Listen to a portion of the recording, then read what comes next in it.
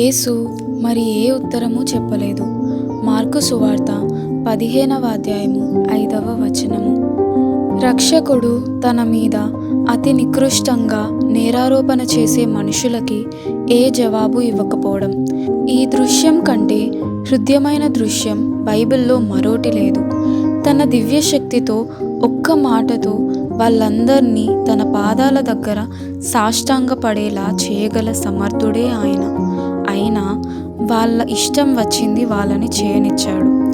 దేవుని పరిశుద్ధ గొర్రెపిల్ల తన నెమ్మదిలో నిలకడలో ఉన్న శక్తిని ప్రదర్శించాడు. నిలకడగా ఉండడంలో శక్తి ఉంది. అది దేవుడు మనలో పనిచేసేలా చేస్తుంది. మనం తొణకకుండా ఉండేలా సహాయపడుతుంది. అన్ని తాపత్రయాల నుండి, స్వార్థాపేక్షల నుండి బయటపడేస్తుంది. అది జ్ఞానాన్ని, ముందు చూపుని మనలో ఉంచుతుంది. మనకి తగిలిన గాయానికి దేవుడే కారణం చూపించేలా చేస్తుంది. ఆయనకున్న తిరుగులేని నమ్మకమైన ప్రేమను కనుపరుస్తుంది. ఎన్నోసార్లు దేవుణ్ణి ప్రక్కకి నెట్టి మనం జోక్యం కలుగజేసుకుంటూ ఉంటాము. మనల్ని మనమే సంరక్షించుకో చూస్తాము. దేవా, ఈ మౌన బలాన్ని మాకు అనుగ్రహించు. జయించే ఆత్మని దయచేయి.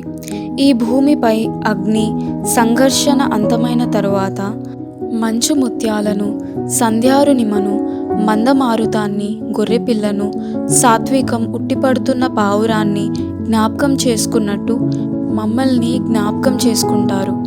యేసు ఒంటరిగా నిలిచిన రోజు, మనుషులు పాషాణ హృదయులైన రోజు, దురిత విమోచన జరిగిన రోజు, ఆ రోజు యేసు మౌనంగా ఉన్న రోజు, దొంగ సాక్ష్యాలు పలికిన రోజు, పెడరెక్కలు విరిచి కట్టిన రోజు, రారాజా శుభమని అపహసించిన రోజు, ఆ రోజు యేసు మౌనంగా ఉన్న రోజు, ఆయనపై ఉమిసిన రోజు, యెరూషలేమంతా ఈడ్చుకు వెళ్ళిన రోజు, అవమానాలే చేసిన రోజు, ఆ రోజు యేసు మౌనంగా ఉన్న రోజు.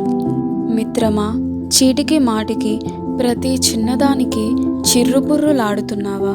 కోపం తెచ్చుకుంటున్నావా? ప్రతిరోజు నీ రాజు మౌనంగా ఉన్నాడు. ఆ రోజు మిన్నెసోటా బిషప్ అయిన విపిల్ గారిని రెడ్ ఇండియన్ల అపోస్తలుడు అని పిలుస్తారు.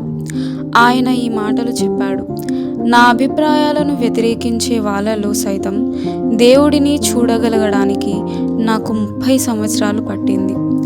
ఆత్మ మనలో పనిచేస్తే మన దృక్పథం విశాలమవుతుంది. పగ తీర్చుకునే స్వభావము, ప్రతిదాన్ని పట్టించుకుని గిల్లి కజ్జాలు పెట్టుకునే స్వభావం పోతుంది. మనుష్యుల నాశనానికి గాక రక్షణకే వచ్చిన యేసు ప్రభు సాక్షులుగా మనం స్థిరపడతాము.